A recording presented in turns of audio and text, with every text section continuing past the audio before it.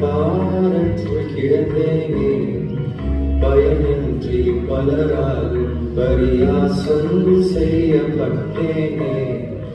உம் பார்வையோ என் மேலே பட்டதே, விலையில்லா எனக்கும் விலை தந்ததே. அழுக்கெல்லாம் துடைத்து என்னை தொட்டதே,